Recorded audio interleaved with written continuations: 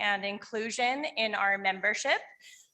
I hope that most of you have stayed from the first session, because we're going to be going through working off of and building from what we have learned in that first session to get down to work in this one.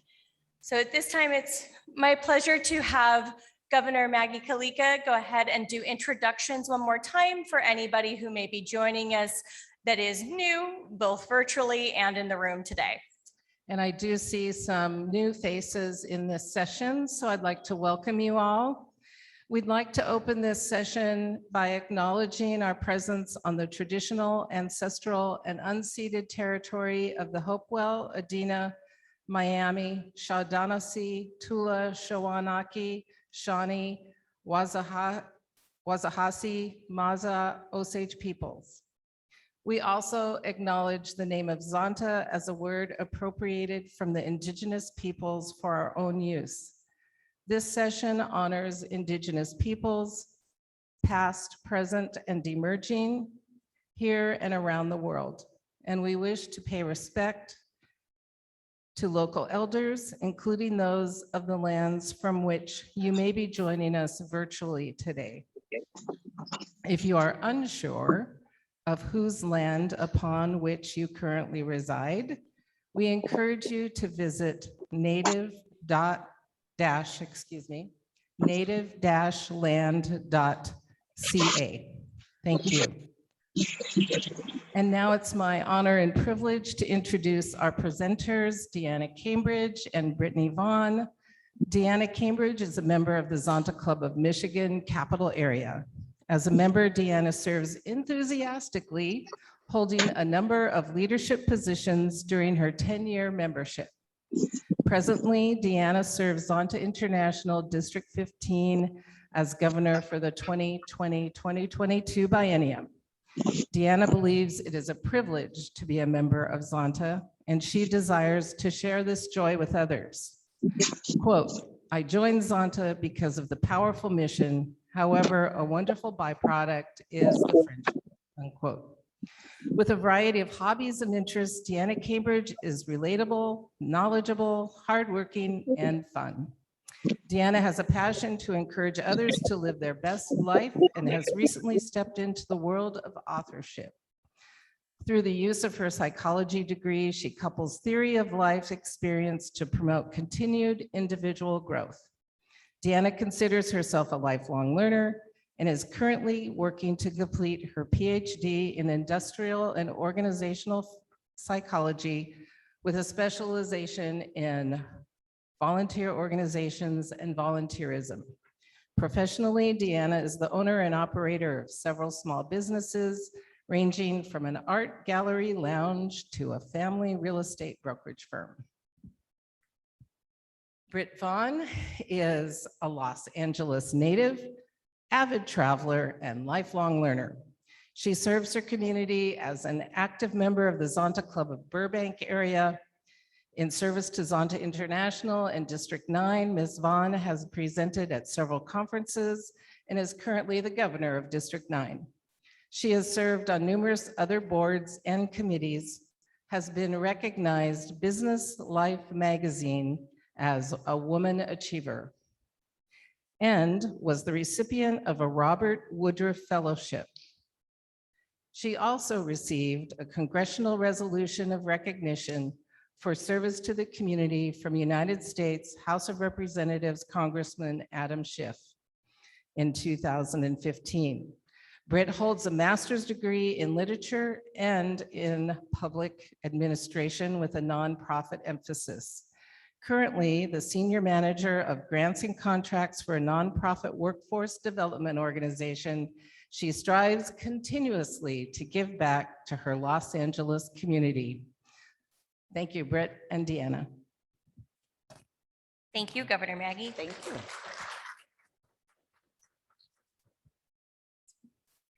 Well, welcome back for those who decided to stay with us, you brave Zontians, you. We appreciate it.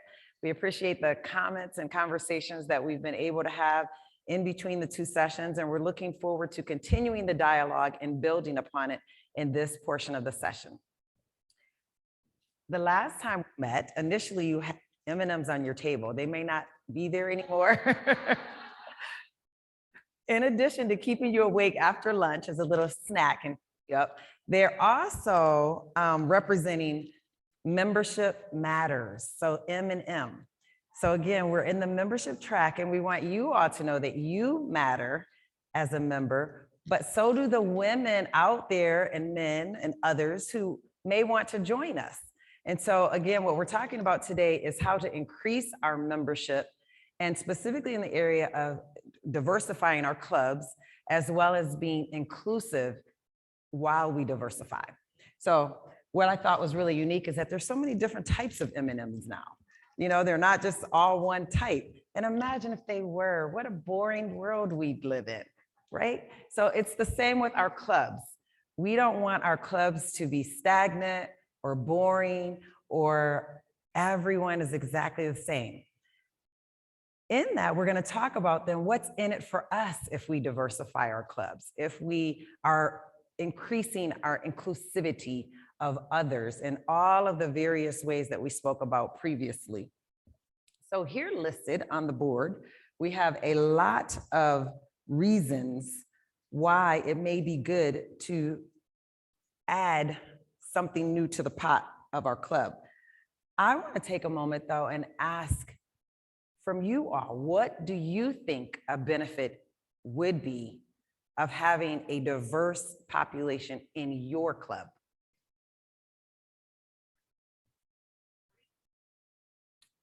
More interesting. Expand on that. Once you have the mic. Once you have the mic. Thank you, Britt. That's just the first thing that came to my mind. I'm Joy Orlich from the Zonta Club of Greater Reno, Nevada. You know, like, it's a boring world if everybody's just like us. And when you have people from different backgrounds, and we were just having some great conversations here during the break, the more people you have with different backgrounds and different perspectives, different professions, different ages, you learn from them, and it's just more interesting to show up, have conversations. Thank you. I saw a hand here. Yes, but I agree with her. It's different perspectives, different thoughts, and you know, and it also gives, it makes problem solving so much easier because you have everybody's perspective. You may come up with some unique solutions that would not be possible if it's just you thinking about the problem, or your, people like you thinking about the problem. So it definitely helps to have different perspectives. Absolutely. Thank you. If you're in here. Go here first. And then, yeah. I just wanted to expand on that. Not only does it make solving the problem easier, but your solution is often better. Thank you. It's why we joined Zonta in the first place. Okay, thank you. Thank you. Appreciate that. While Maggie is walking to the back, in the chat. In the chat, hear more voices from our communities, new perspectives, insights, outlooks, experiences to bring to the table. Thank you. Jane Austen, District 7, Zonta Club of Minneapolis. Not only does it help with solutions, it's also drafting the appropriate questions. But also, first you got to know what your objectives are, but what's the right question to ask? But also in that, because I come from the science field, bringing in diversity from different professions, different parts of the community, you have outreach into different parts of your community that I never had. I only knew a small part of my community, which is why I joined Zonta, to get to know more people and find a way to serve. But we develop a broader network and a set of resources of what people and members can bring to the club. Thank you. Did you have something?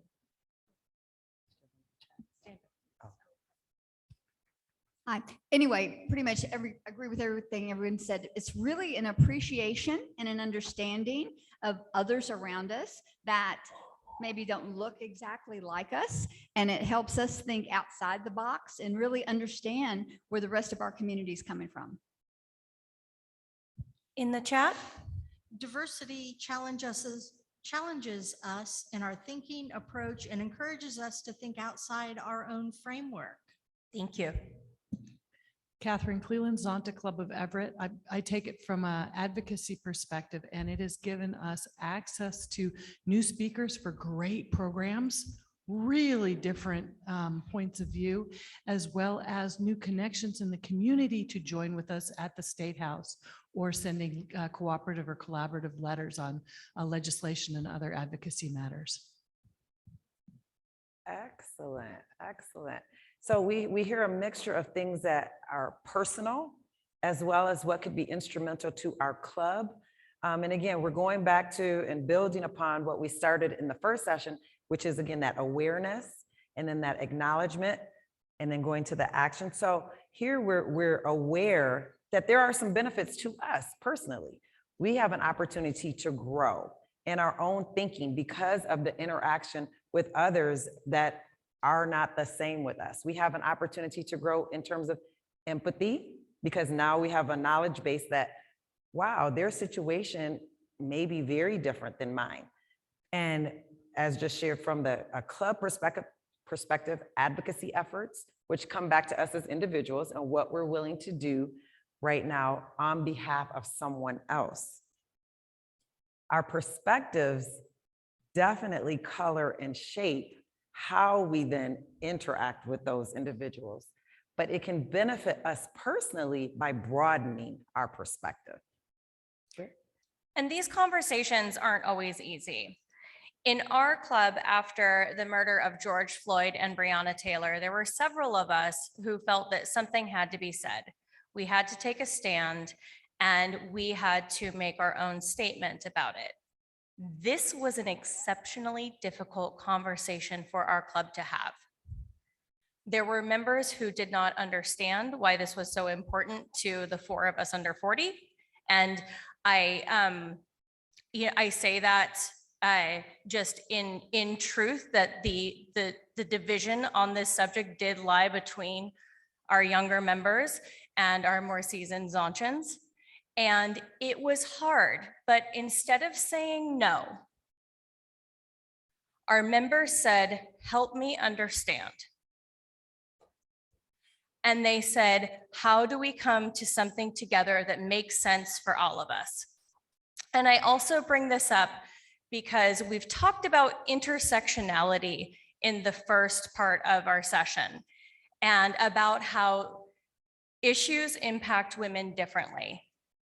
And I find this particular instance of the police killings of George Floyd and Breonna Taylor as very interesting because it was the man who received so much more attention. Male brutality is typically more public. Female brutality is typically more private. It happens in the home. And that's why the Say Her Name movement was so important, because as women, we certainly, as a world, we certainly did not hear nearly as much about one as we did the other. But again, it was taking this conversation back, having a hard conversation about it, and coming to that conclusion together. So while this is so fun and it's so enlightening, and we get all of these creative and different approaches to things, we all have to be willing to come to that table. And it's not always easy, but it definitely does give us a better outcome in the end. Does anybody else have anything that they want to share? So, We have a hand in that. oh, we have a hand in the back.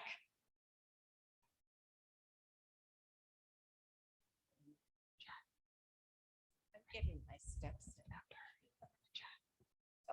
after. I'm eating chocolate. I have a question. Pat Latona, Zonta Club of New York, District 3 Governor. We began our board last year having a discussion about racism among those, obviously here in the United States. So I guess my question to you, Brittany, is I appreciate and I applaud what you did when you did it. I guess my question is, did you also bring in, I know you brought in the perspective of female versus male and all that surrounds that issue in the public arena. Did you also bring in the issue of racism that is so prevalent in this country today? In our statement or as a conversation amongst the Well, club? both. Your conversation, because I think this is so important for us to address here in America. And Go ahead. I was going to say, and the answer is yes. Good. We had to address it on both fronts.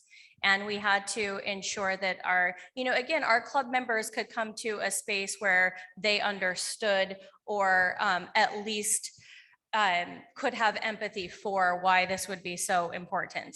And then the statement itself did reflect our very strong views on being an anti-racist club ourselves. Question in the chat or comment.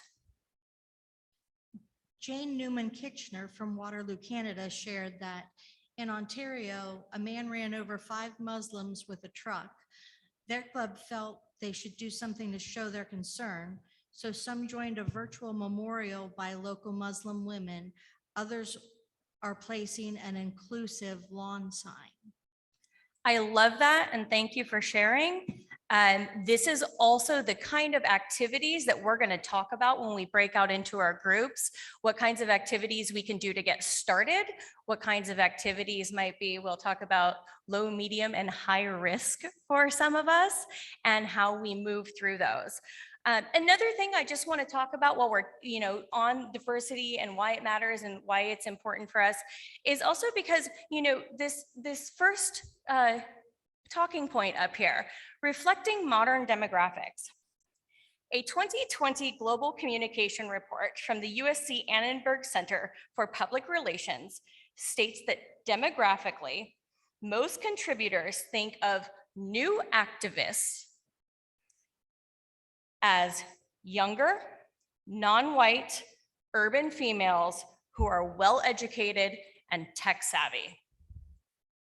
So that sounds like someone I want in my club and I want on Team Zonta, but we have to be ready to welcome it.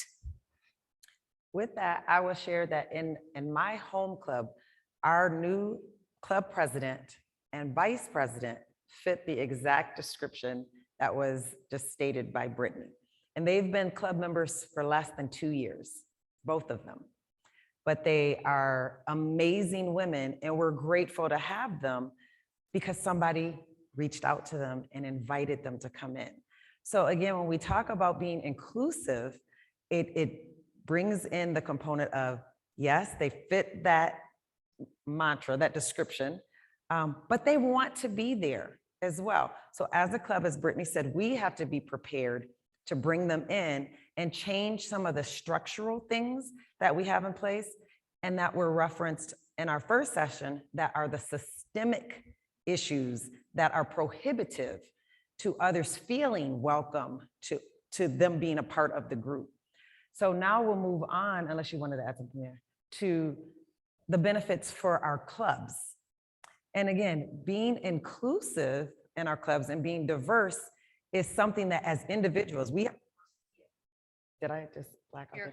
Okay, we have to first see it individually. We have to become aware as individuals because the individuals are who make up our clubs, right? So it's all of us. So if I come in with a mindset that, no, it's okay for everybody in my club to look just like me. Am I being inclusive? No, and then I miss out on all of those benefits that we just talked about. There are so many of them, but we have to, again, have that conversation that then says, okay, as a club, how do we benefit from having all these things?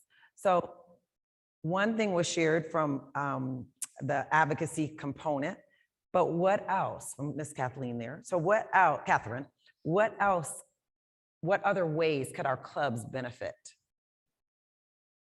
from having a diverse population? All of those? Does anybody want to expand on one or have an example from their club or what you would like to see from your club in one of those areas? My name's Loli Steinbeck from the Zonta Club of Houston, District 10. And for me, when I joined Zonta, I wanted the diversity because it was going to bring a fresh perspective to the club, to solving problems and to grow. And we have reached it. I'm very proud of our club. We're at 38 and we're very diversified. Congratulations.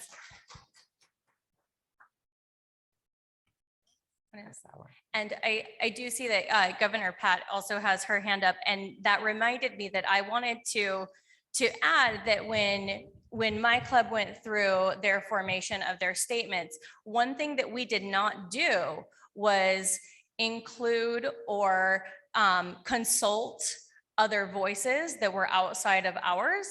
And so we're all on this journey together. And going back and realizing those things are things that we could have done better or ways we could have drawn more diverse perspectives into our decision is part of the journey. Just recognizing that, saying to ourselves, okay, well, we did this and it was a great first step, but where did we fall a little short? So to go back to that, I just wanted to bring that up because it's important to debrief with each step on this journey. We had a question. Yep. So. Please. Yes, to add to your circle up there, I would sort of work off boost global reputation, but it also helps our clubs gain recognition in their community. How many times have people said, well, I don't even know what Zonta is. Mm-hmm. So if you include diversity from your community, it allows you to have more community recognition and then also more community impact because you have the strength of the community much more broadly recognizing who we are and what we do. We had a member in my own club who is Hispanic and is now comfortable admitting she did not know if she could join our club because there was nobody else who looked like her there. I belong to the Zonta Club of New York, which is a blessing because I live in an extremely diverse city. Our club also then draws in from people all over the world. So we have members who are we have 2 members who are from Africa, Nigeria. We have another member from Pakistan. We have another member who works at the UN. She was from the Netherlands and then transferred to the United Nations and now is a member of the Zonta Club of New York. But even beyond that, I am involved with the social justice group at my church. And we have a very strong movement on anti-racism. And the next step that is coming up in this group is to train the trainer about what to do regarding racism that is occurring not only in the New York metropolitan area, but across. So I plan to take the trainer program and then bring it to the community as well as my community of Zonters.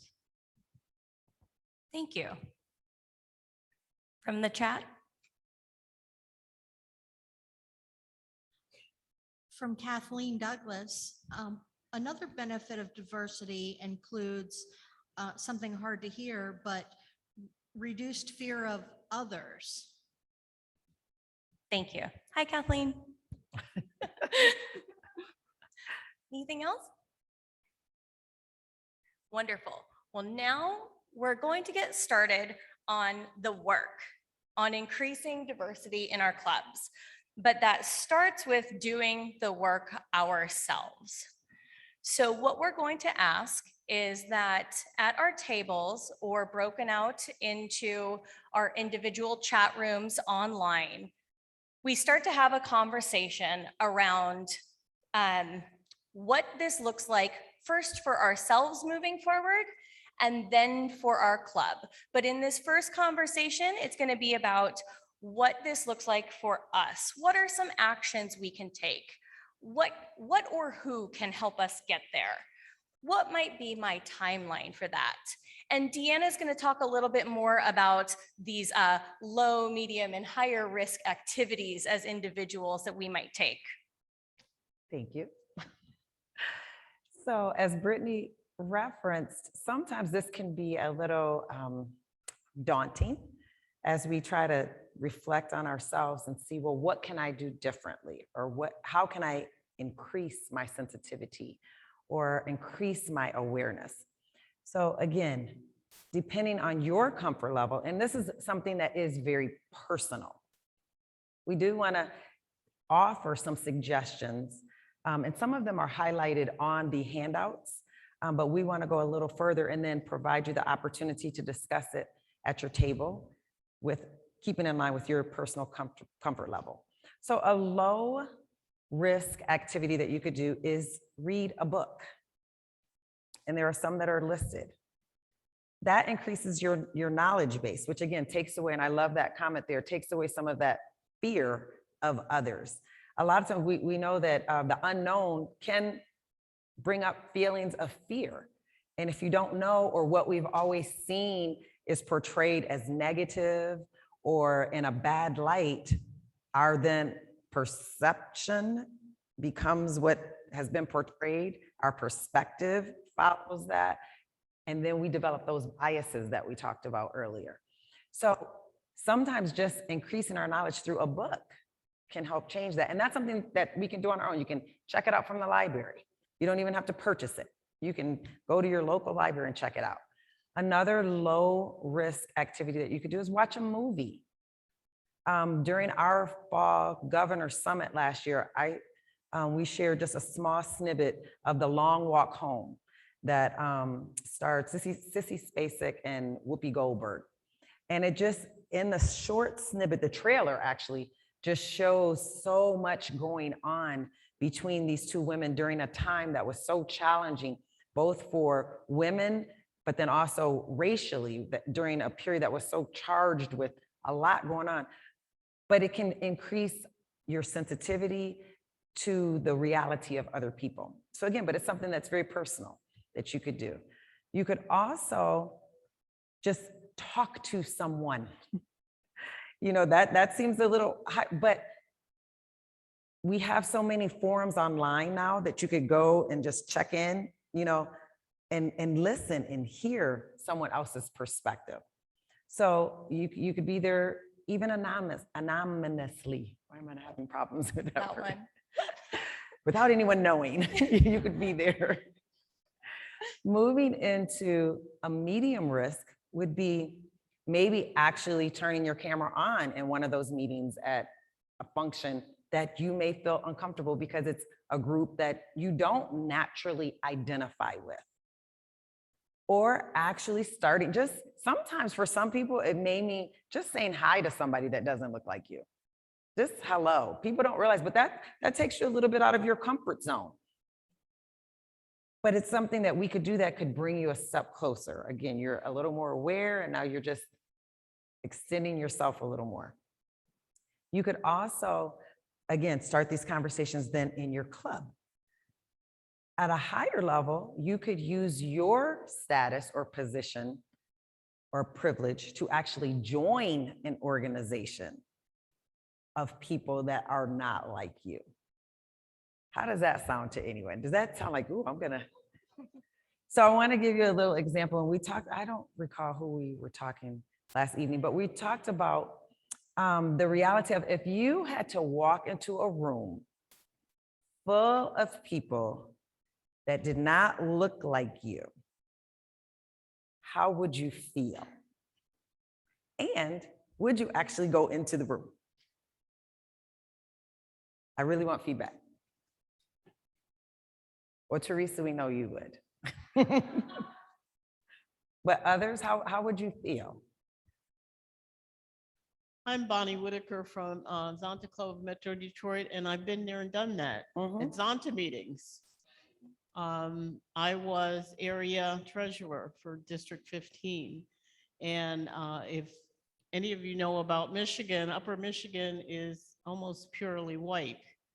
And I had to travel up there. And I went into a lot of difficult situations where I was frightened, not sure I was going to go home.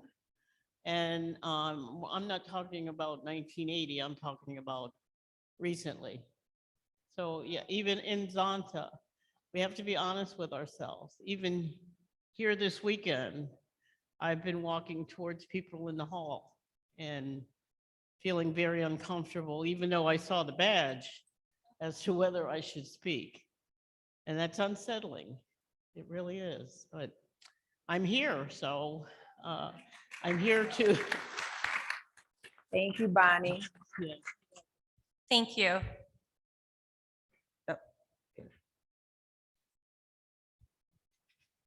When I was 24, I had the the privilege to serve my country. And I was selected to serve overseas in the Middle East. I lived in a Muslim community. And obviously, I'm a little fair. I'm a little tall for Muslim women, eye to eye with Muslim men. And I lived in Bahrain for a year. And I think it's an experience, this uncomfortable experience is so important that you get it as early as you can, because then, okay, I'm gonna tell you, I don't like Saudis. I can't. I'm after my time there, I became not traumatized in a sense, but I have learned about duplicity. I've learned about not just gender issues, racial issues, religious issues, but going to the motor vehicles to get my car registered was impossible because I was a white female showing her hair. And the people behind the counter were all men. Joy, I was hell-bent and I did it. And I wasn't gonna let them push me around. Not just because I'm an American and you can't do that to Americans, but I'm a person, I exist, I take up space. I don't know, and I just think that's so important to be able to have the courage. I don't know how to explain it better, but it is a courage thing, and it's a moxie. I think there's so many of us in here, and I give props to everybody because I know we all have moxie. That's why we're here. Anyway, I'm done. Thank you. Anyone else? Back here. I have to go where So 7 years ago, when I moved to Seattle, I had the privilege of being asked to help out a very special group in our community, the United Indians of All Tribes Foundation. They had a specific need for skills that I had and invited me to come in and participate in one project first. After that project, they asked me to stay on as a heavy-duty volunteer and gave me a seat in their office to sit with the tribal members and unenrolled Native Americans to work on some of their projects. And that privilege was wonderful. And in that office, I always felt welcome and safe because they all knew me by name and face, and I knew I was invited into that space. But when I went out of our office into the greater community center and participated in some of their ceremonies and activities, I always understood finally what it felt like to be a completely different face and not know if you're truly welcome. They were wonderful though, and I've learned so much from the women mostly that I worked with there about different ways of decision-making, different ways of communicating, taking longer in conversation till consensus can be built. A very completely different way about thinking about hierarchies. My mind has just been expanded in so many ways by having participated with them and having been welcomed. Did we have something from the chat? So many. In the chat room, Pat Coco from USA 3 said, I attended a funeral for the mother of a woman I know from an organization to which we both belong. I was one of 2 white women there. Everyone was welcoming and I felt fine. Shelley Cutting shared that it can even be as simple as being the youngest one in the club. Do those younger members feel comfortable to speak their minds? I would like to share that I was privileged enough to visit Liberia in West Africa.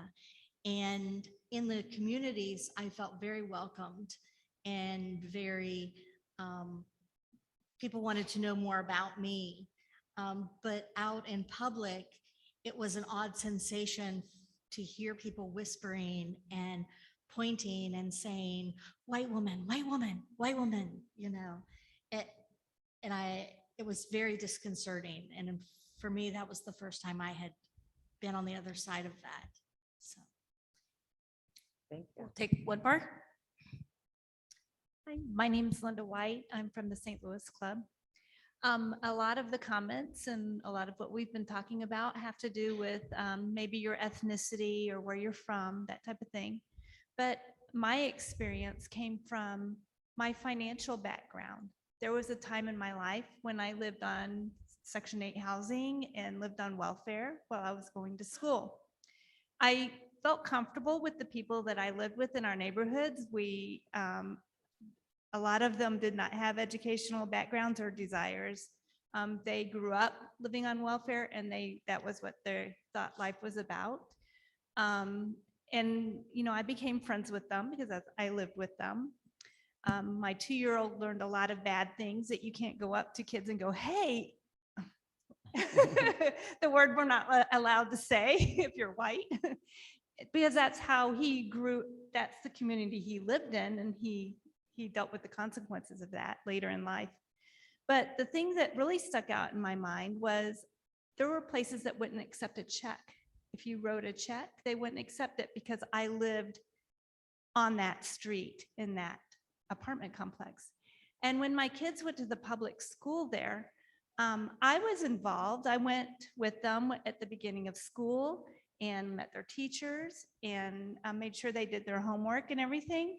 And when I went to the conference, both of the teachers of 2 of my kids that were going to school there, both of them said, we did not expect your children to be doing this well in school based on my address. Mm-hmm. And I just thought those are the only 2 like really big experiences I had in like discrimination as far as people making judgments that had no bias behind them. But I thought that was kind of strange.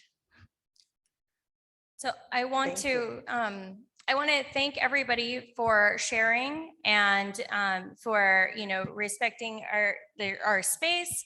I do want to remind everybody in the room also that when we are sharing and when we are making you know, some comments, that we should remain reflective on how that may appear to an individual that has either had that same experience or who may be on the other side of that experience. Now, I also want to bring it back to our goal of breaking out into our groups and talking about what we'd like to do as individuals. DeAnna mentioned low, medium, and high risk activities as an individual, and they